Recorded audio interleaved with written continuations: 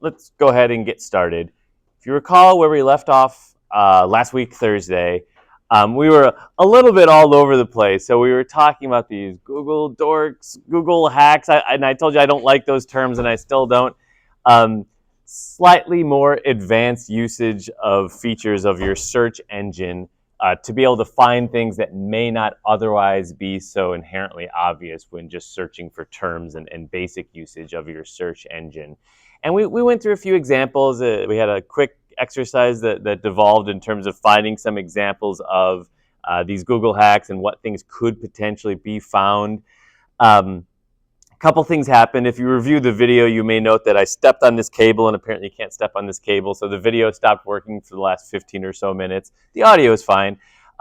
Also, there's a little bit of, I don't know what you want to call it, a dog chasing its own tail here and that. You know, when something like this becomes known, when a particular search string or a Google hack becomes known, oftentimes two things will happen. Well, first off, there's a lot of other entities providing education in this space, universities, other kind of training capacities there.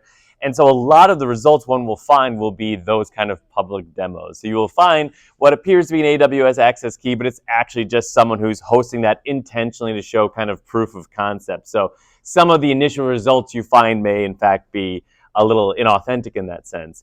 And the other thing I think we saw, and you will see, is that these type of things won't stay fresh for very long, meaning that Google, other search engine, are aware that these kind of secrets can unintentionally be leaked, and so they have the ability to determine what they index, what they provide as a result of that search query, and they would choose to kind of remove those things from the search queries and the returning indices so that you can't then as easily find it. So it's a little bit of a race condition in terms of this slide was put together. Last time I looked at it, there was some decent, interesting results. On Thursday, there really wasn't. So it's still interesting to look at what kind of things are possible and what kind of results one can get.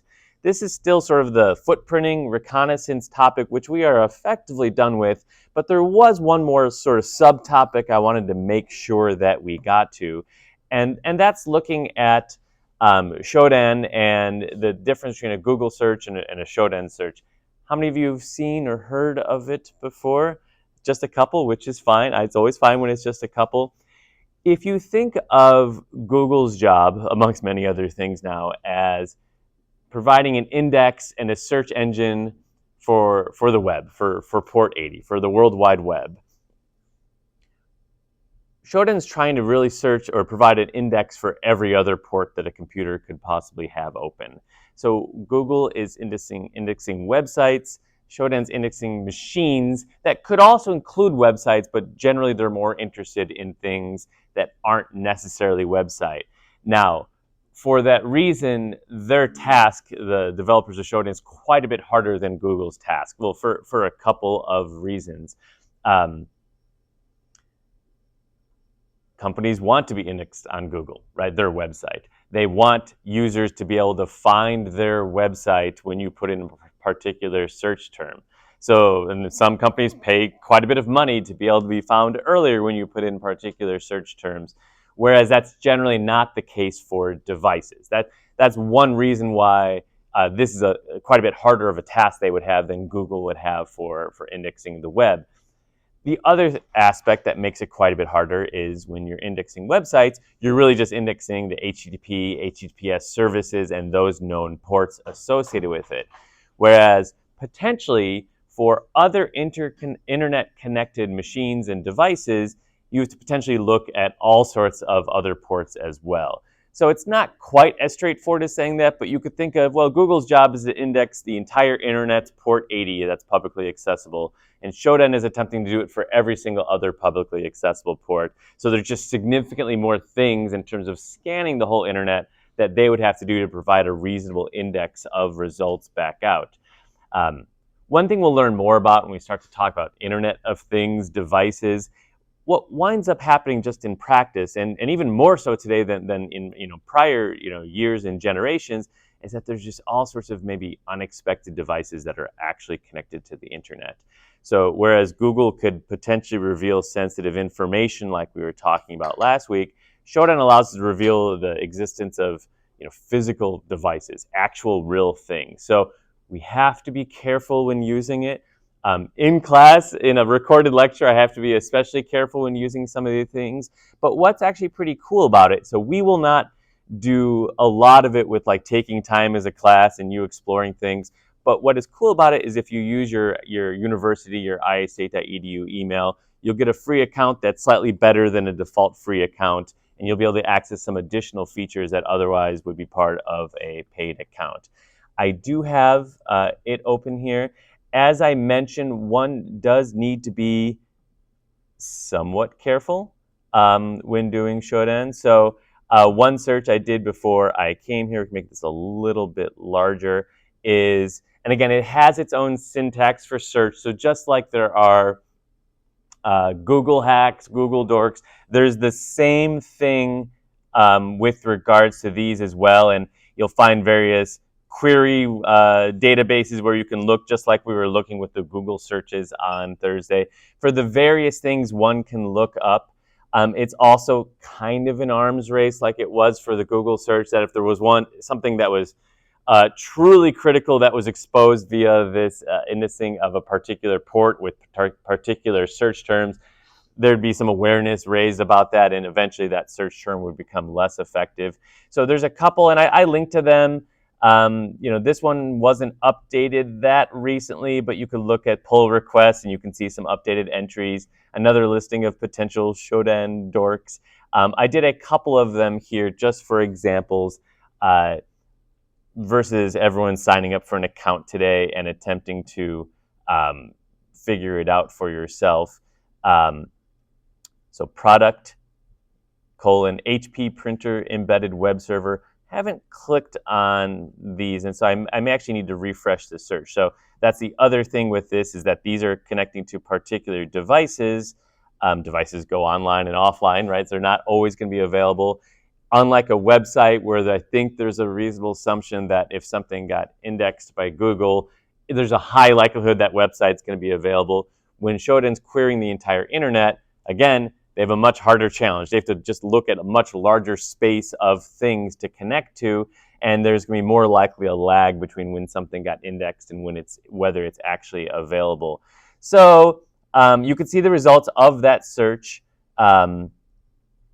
This is just the IP address and some attempt at geolocation. So if I were to click on this, and it should be okay, this is an HP printer. Looks like that was giving me a problem. An HP printer found in Vietnam. Let's find something closer to us here. Our connection is not private. That's not our problem. That's their problem. And there you go. So which one did I click on here? Someone in East Peoria's printer. And we'll just leave that right there. There's a lot of things one can then choose to do with that printer now that we have access to it. So what happened here? What was the threat model here, right? What was the loss of kind of confidentiality here? I don't know this particular user, this IP address. We just did a search and I clicked the first one located in the United States. They bought a printer. Their goal was to buy a printer. They need to print things in their home office, potentially, at an organization. We could try to do a little bit more sleuthing to figure out who owns this IP address and what's interesting about it. They may or may not even know they have this. That this IP address is actually a small little web server now that is providing remote access to their printer. In theory, once you have remote access to their printer, I can order new ink for them or print a test. I can do all sorts of fun things. I could probably just turn it off, most likely. There's probably separate password and user management going on here. I don't want to be wrong and accidentally access their network any more than I already have. Again, like I said, there's a bit of an arms race, right? So a query becomes available and becomes more broadly known. This poor guy is going to show up maybe on the first page of the Shodan search query for every single class that's exploring this topic, or people just having fun. So probably there's some additional security mechanisms here, but that's probably what happened. You bought a printer to have a printer, and and possibly by default, or you click something and didn't realize it, you now have an entryway into your organization's network that Google Web Search is likely not to be able to find, but Shodan is able to find here. Could this be used as some sort of honeypot for a business that's trying to create a secure network? Like if you have a printer that's exposed to the internet. So we didn't use the term honeypot last week when talking about those Google search queries, but there was definitely a little bit of that going on, right? It's kind of whether trying to kind of ensnare or create busy work for attackers, just people probably just doing proof of concepts for educational purposes. There could very well be that going on here. The issue, and one way that reason I can't definitively answer that question is, well, we got 15,000 printers that came back out. Probably yes. Some may fall into that category. Some may be actually perfectly fine and there's no issue with those IP addresses. Kind of interesting. I don't know. Just a lot of printers in Korea. I have no idea why that's the case. If that's a function of just the IP infrastructure of the entire country being more amenable to global scanning. I think I see why there's no, Chinese results here. There's technical reasons why the results may look the way they are. Hard for me to make a claim about 15,000 results and what they may be. That one definitely looked to be just someone's random printer. You can also do a search, and we'd be very careful about that for things like various web camera components here. So this search string, and again, this was from that listing, and I provide that link there. You can look at it offline, of kind of like a Google search string as well, but it's looking for very specific things in this case, the web, the HTTP response that Google itself would not be able to search for you, and it's doing it across the entire internet. And fingers crossed, seems okay. Don't know where Dawsonville is. The camera's not doing very good here. We're going to scroll slowly. And I think we've scrolled far enough. Someone's house outside of Louisville, right? So there you go. And that's hard to say. Maybe they intentionally want this to be a publicly accessible webcam. It's hard to say for this one. But municipalities and the stuff like to have sort of public, Iowa State has publicly accessible web cameras of campus, and they're very nice. Probably with the right search string, we could probably find that via this. Or potentially, the goal was not necessarily to do so. So this looks like intentional. That is a chicken coop, I think. It's just taking a screenshot of it. I think if I were to connect to that, it would be a live stream of that camera. I've learned to be a little cautious with things. I'm not actually going to click that one. But having fun checking out webcams is something that Shodan is extremely good at. Some sort of monitoring. I think it's upside down because there's a car that's otherwise on its head. Can't actually tell what that is. Some sort of maintenance kind of cabinet here. Here's one that's dark. I guess what I can recommend is that's something you can look at on your own, and then maybe not with someone standing behind you as well. I have not been burnt per se, but I think it's good to be careful. Now, one counter argument to that example there is I was really just showing things that are web servers. That's why that was publicly accessible like that. But what this does allow you to do is via various search terms, this one's probably okay, gas station pump controllers.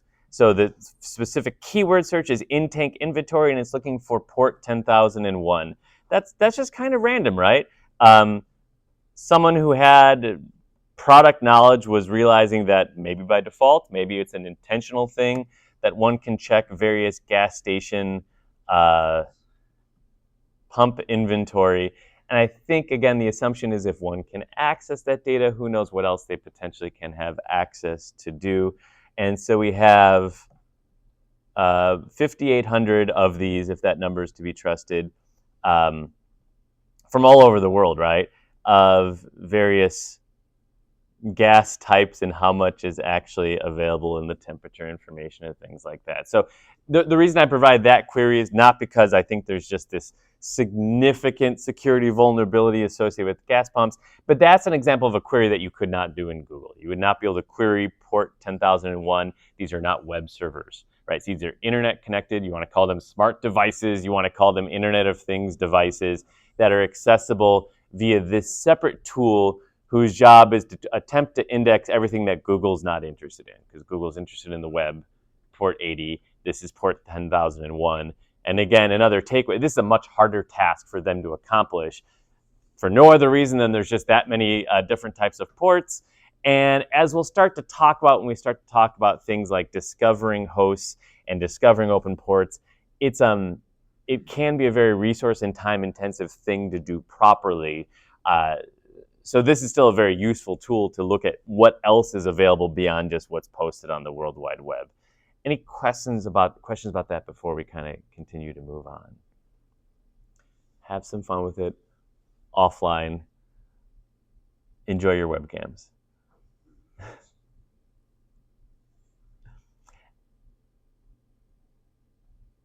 And finally, I do like to talk about, while we're really focusing primarily on what is the role of the pen tester or the ethical hacker, and what things are they capable of doing and what skills you're capable of developing. It's also, I think, equally possible to talk about at the end of each topic the sort of countermeasures. Given what we have just learned about the starting point of our pen testing journey, which is that's reconnaissance, using open source intelligence, taking what is technically publicly available information on the internet, including those gas station pumps, right? We're not tunneling into any network to be able to access that data. It's just kind of obscure because it's on an obscure port and you'd have to know where to look, and there happens to be a service that provides that for us. What are some of the countermeasures for that? In terms of organizational policy, there's a lot of things that are happening that I think are probably going to be considered best practices. Disabling directory listings. We already saw an example in which we looked at Iowa State University and the University of Iowa and was comparing briefly their directory listings. I think that's a trend that's happening, that while there is some utility to having public directories, I think the downside is considered much greater. And so the era of there actually being publicly available directories is going away for organizations. That's not to say that people directories or websites that attempt to kind of collate that information and provide that, those are still going to exist. A more subtle thing that I think we explored very briefly, because we couldn't find that many job openings when we were looking at the University of Iowa, is potentially attempt to limit detailed technical information in things like your press releases or job openings or technical reports. There's a trade-off there that you want to be able to provide that technical information. It would lead to perhaps a better set of candidates for a particular job opening if you could be really precise about the technology stack that you're looking for, but you're actually revealing some of that information that you otherwise did not necessarily have to reveal in that publicly available information. And we only kind of touched upon LinkedIn, but the other website we looked at was that like username search, and you can see what other profiles does the name Zambrino correspond to, and that would have to really be a policy solution, not a technical solution. Would be, what is the employee social media, usage policy? There's maybe a issue with like speech rights versus leaking information, but I think companies are within their legal rights to say you can't reveal information about the organization of certain technical things on your social media pages. There's also some server configuration aspects as well. There's this well-known standard of using robots.txt to limit the crawling and archiving of your website. We can talk about, Cloudflare talks a lot about how they use robots.txt, and I have that page open here. The idea is you are either, on both sides of the coin here, either providing hints to a web crawler as to where they should look for information, or on the flip side, you're saying you're not allowed to look for this particular information on our website. And separate from the rest of your content of your website, you're actually just hosting a plain text file called robots.txt that is providing those instructions for things like the Googlebot crawler.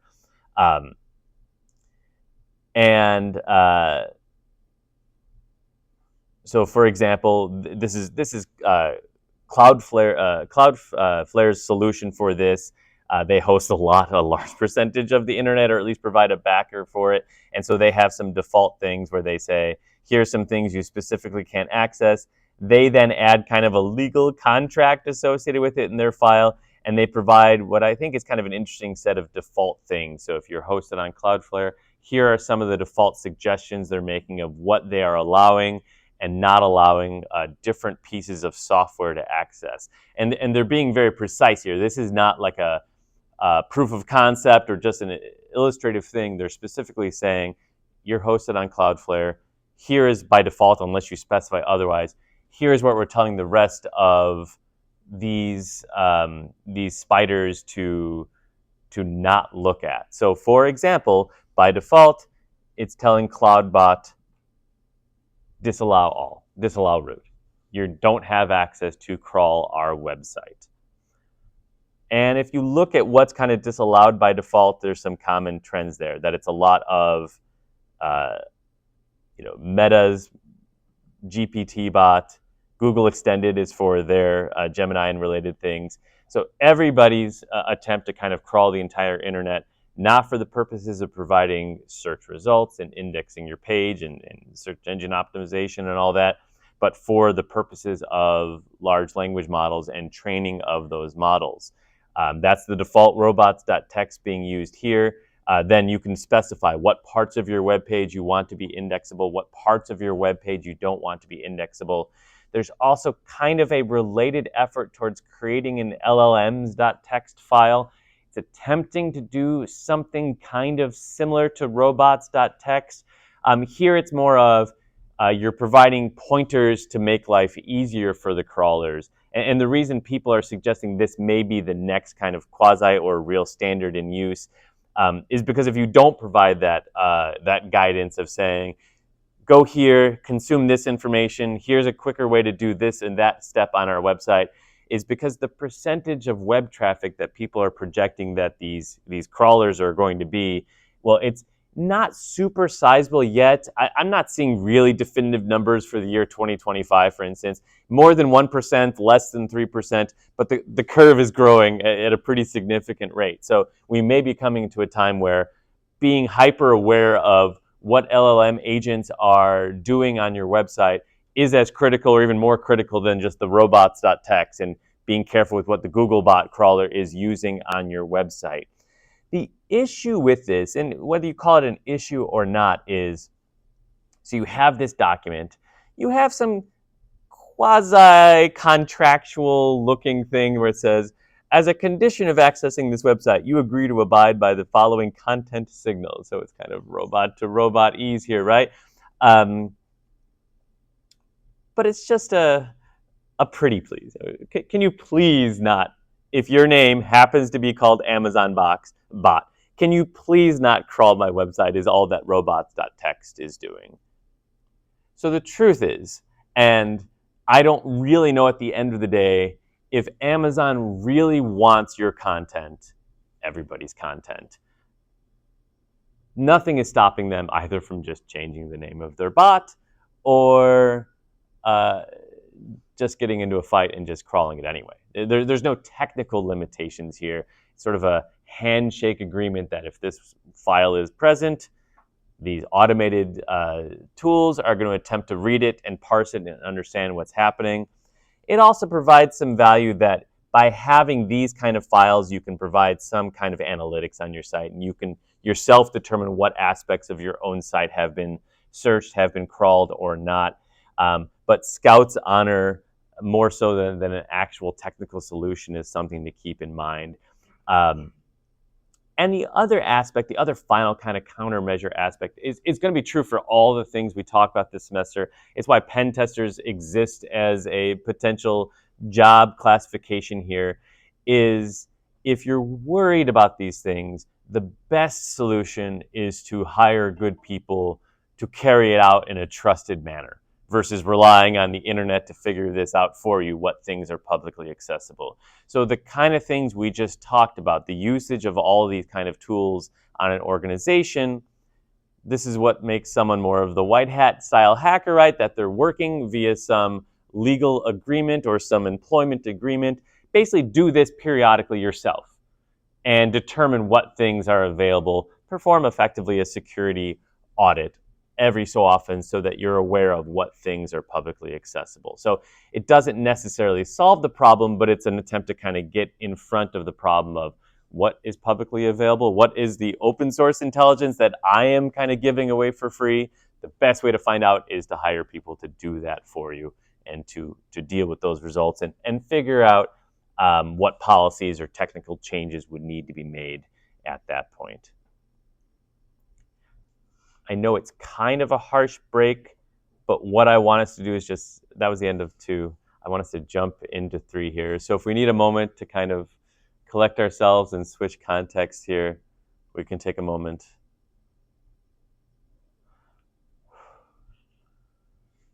We're all collected. Okay. I hate doing that. I love to finish up, at the end of the week, but things don't always work out that way. Sometimes I step on a cable and things break. We are immediately moving on to the next topic, which is scanning and enumeration. Another kind of unnecessarily flowery term for what we are doing is host discovery, port discovery, and then service discovery, and the tools of the trade to determine, now that we know that a company has an IP address or IP address range or some information, what next can we now discover? Another way to think about what we are doing is just to kind of follow that same flow chart that we'll be looking at most of this semester. So previously, we did our reconnaissance.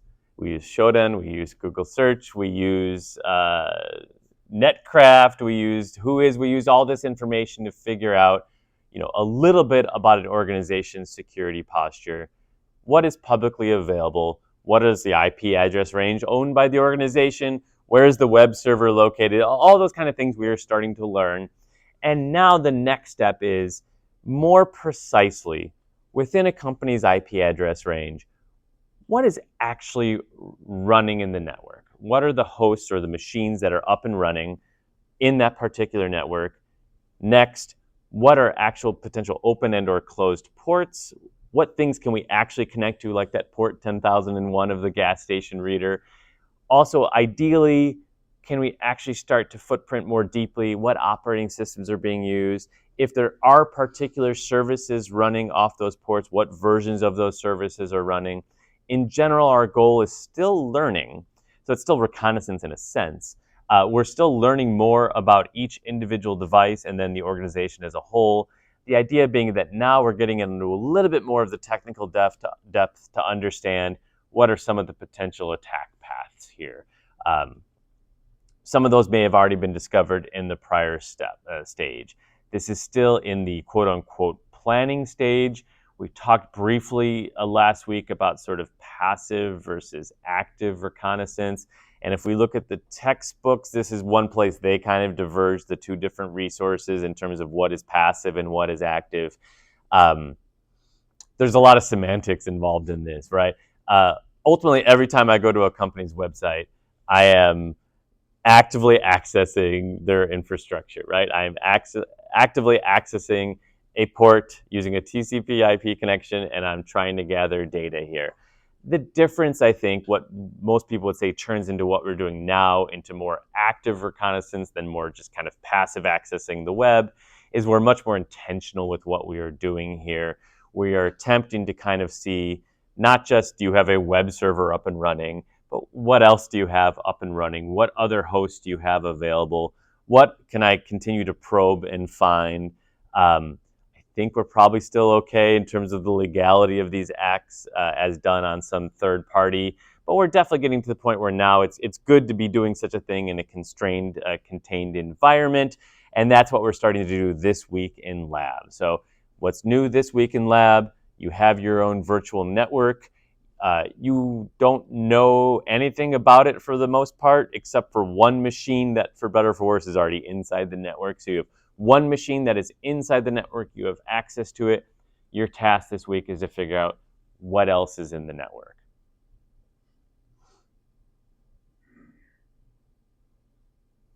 I kind of mentioned this from our passive stage. We did things like our Whois records, DNS entries, NS lookup. we know IP addresses of web servers, potentially IP blocks of other machines in the system. Our goal is to discover what other machines are available and what are they running. Now, what's kind of interesting about this, though, is it's not ever going to be a single prescriptive approach. We're going to cover kind of the standard, or if not standard, at least the standard tool that people use for this. But even with that particular tool, it is a little bit more art form or detective work than it is um, you do this, then you do this, then you do the other. And we'll talk about why that is the case. There's a pretty big trade-off, and to the extent this you see this in the lab is really kind of debatable, but there is a very explicit trade-off between the completeness of our search, of our approach, and how stealthy the resulting search can be. So sledgehammer versus scalpel.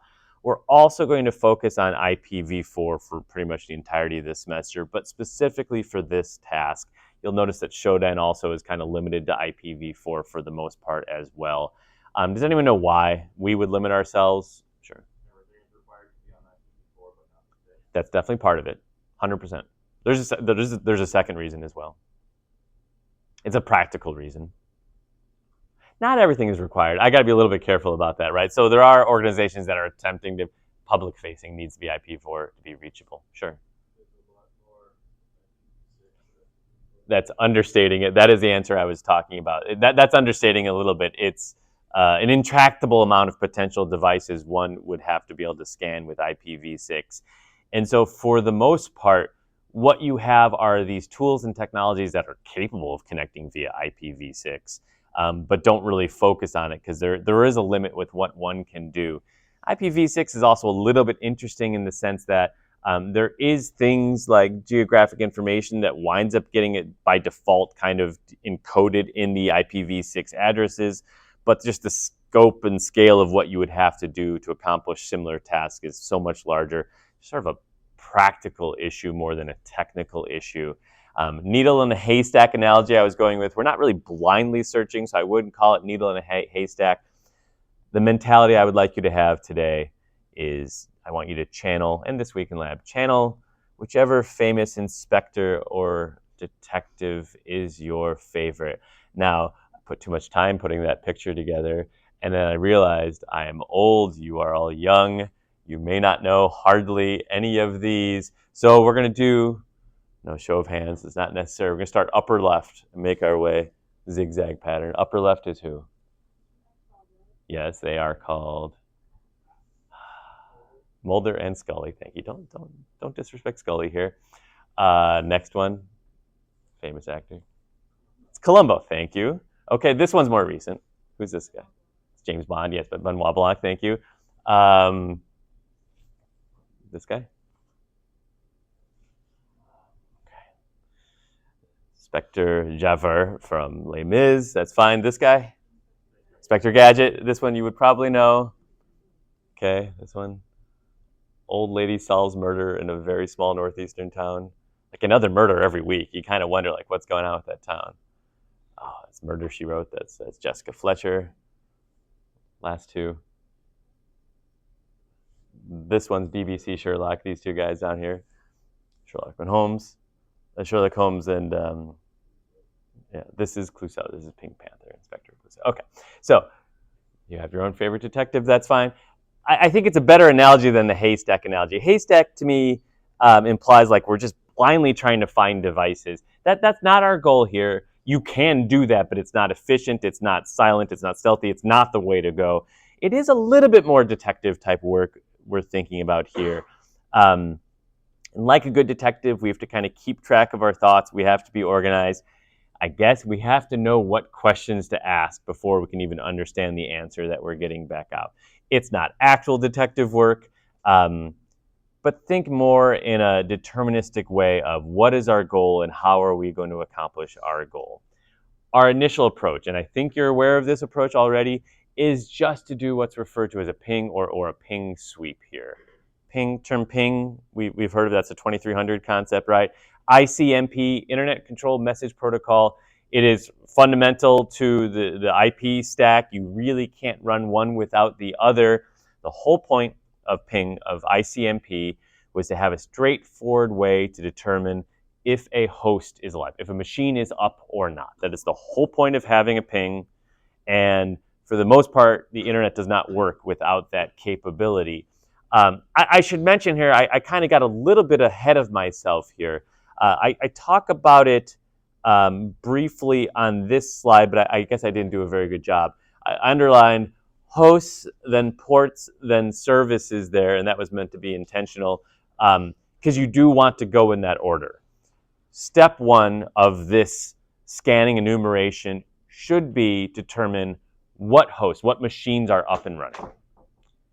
Just from an efficiency or stealthiness perspective, we always want to do that first. What machines are we even talking about? Let's figure out what is even alive, and that's what ping is for. Are you alive or not? And then we start talking about ports, what ports are open, what services are running on those ports. So when I jump into ping here and say, this is like our initial approach, it's our initial approach for what's referred to as just host discovery. What machines are up? And there are various tools one can use to craft ICMP packets and to get a result back out. But in general, you provide a ping for a single domain or a single IP address or a range of IP addresses. And the results of the ping command should indicate how long it took for that back and forth round trip to take, and whether you got a response and some other potential return message indicators. So I can always just ping -C2, just send 2 pings. Otherwise, it'll keep doing it until it gets bored. We pinged Zambrino.com, everyone's favorite website. And in this case, while we already could have done like an NS lookup or other things to find the IP address, this is basically did an NS lookup for us. Ping Zambrino.com, that's the IP address it discovered via DNS, sent a ping request, got a response back in a reasonably quick turnaround time. Thank you, Squarespace. You are an efficient and effective host. We don't necessarily need to know all the details of ICMP packet structure. Some other aspects of our TCP/IP packets do become a little critical for us to have to be able to understand. First off, this is just going to be encapsulated really alongside an IP packet. You'll see some write-ups that talk about like ICMP is over IP, but ICMP is really kind of alongside IP. It's different than the TCP/IP encapsulation, but you do have your IP header and you specify that it's a particular protocol in the IP set aside specifically for pings for ICMP. And then within that, you have your actual ICMP header and data information. So it's actually sending an extra, 64 bytes alongside our IP packets, specifically designed for just this purpose. And we think of, usually ping as being kind of a singular thing. I'm sending a ping. And it turns out for a lot of historical reasons, but are still to some extent in use today, there are various types of ping packets that one can send. The most common one is a 08 or an 80, where we set the value of 8 in that type, and we are expecting a value of 0 in our response. There are a couple of other ones that one can send as well that you can manually craft packets to do this. One thing you will find is, the operating system you're choosing to use, Mac OS in this case, Linux in your case, they tend to set as an operating system security policy certain restrictions as to what kind of packets you as a regular user can send.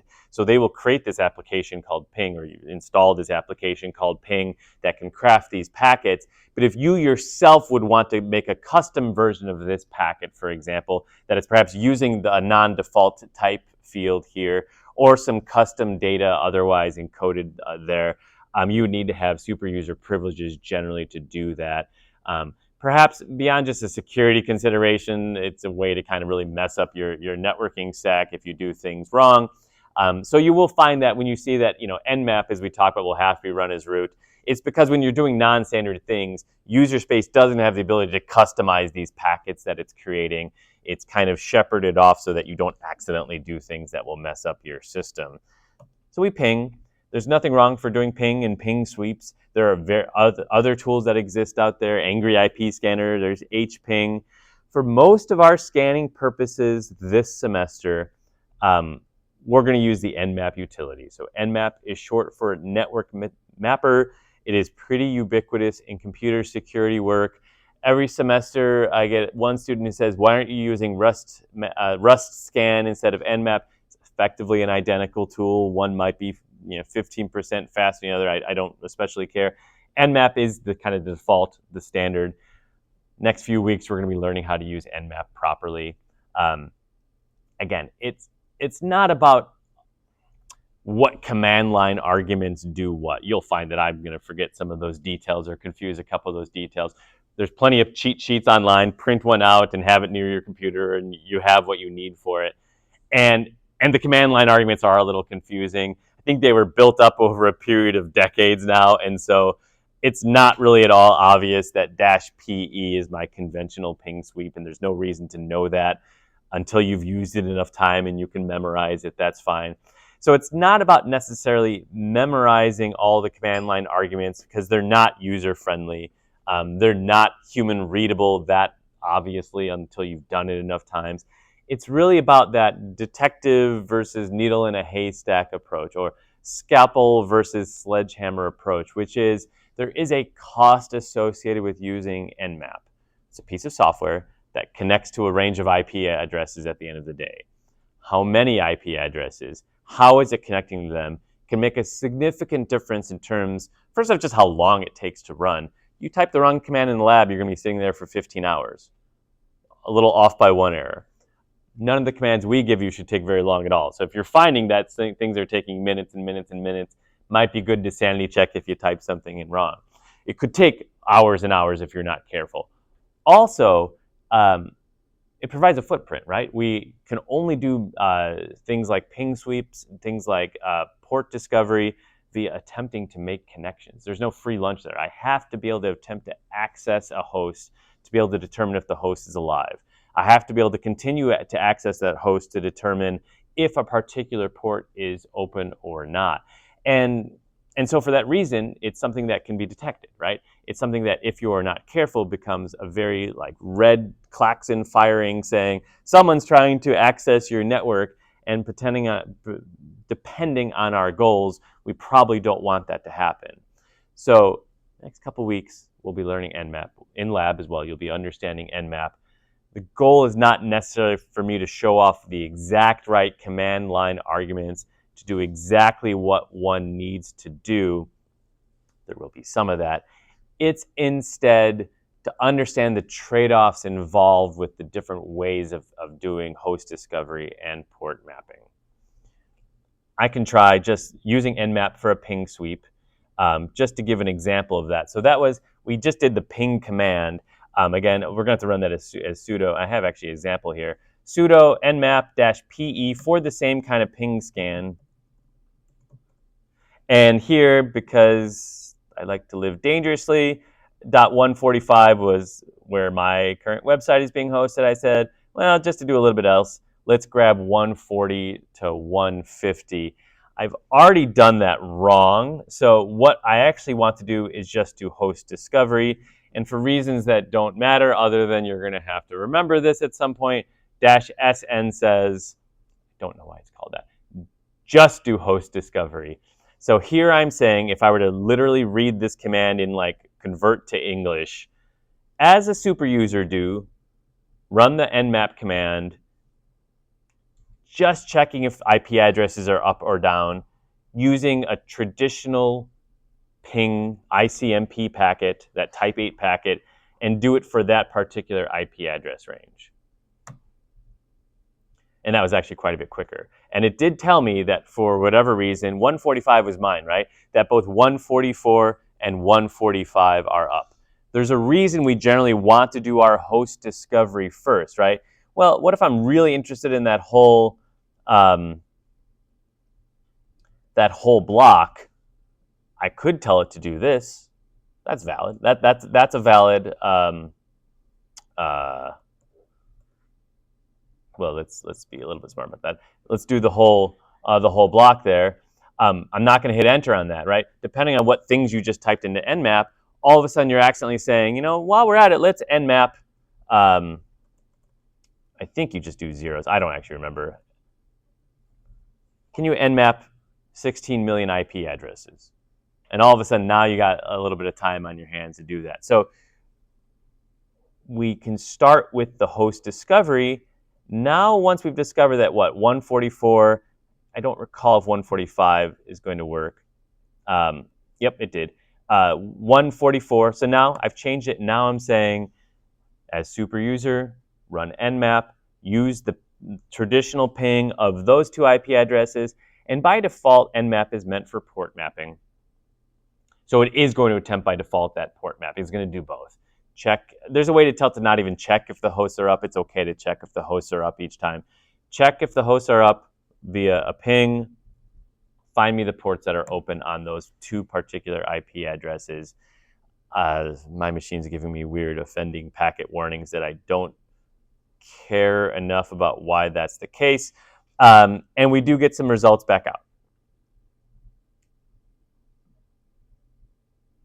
I guess let's look at 145. That's the one that I pay for, or at least I pay for some IP address every so often, right? And we can see we've already learned, I think, more about that host than just knowing that it was running a web server.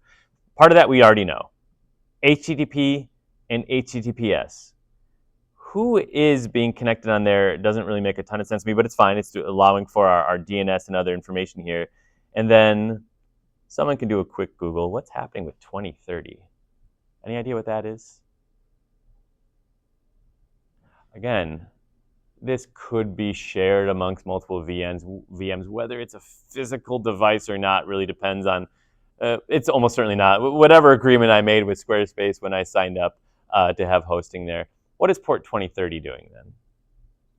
It's okay to Google. I mean, that's a valid question to Google.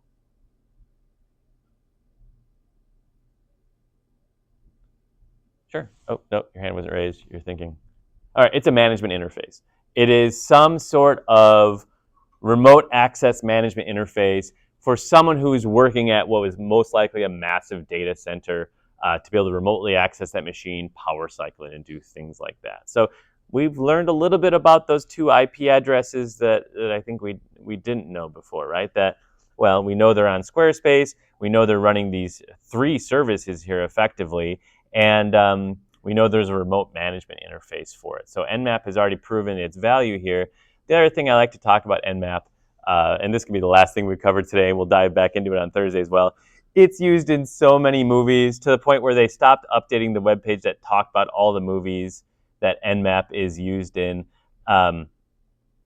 Generally, if you watch a movie that has some sort of computing hacking scene in the background, they're using Nmap. So in The Matrix Reloaded, Trinity is using Nmap. Just connecting locally. It's not that clear what she's doing, but there you go. She's connecting to 10.2.2.2. Ocean's 8. Here they're doing some script engines, and we'll talk about all of these aspects here. So they're using Nmap, and you can go to that site and see all the different, and they're all doing Nmap simultaneously, which I like. Collaborative atmosphere in the lab. Snowden also using Nmap. So it is. People can quibble and say there's maybe slightly more efficient tools. It is pretty much the default state-of-the-art tool that people use for doing this host discovery, network mapping. I do want us to kind of leave things right there for today. We're a little bit out of order, but I think we're going to be okay. In lab, starting tomorrow, you're going to be using Nmap. I tell you what commands to use. It may or may not make perfect sense to you in the lab. On Thursday, it'll kind of start to come together, and we'll talk about those features and what they're actually doing. And I think you'll have a better understanding once this week is over. Otherwise, good luck, and I'll see everyone on Thursday.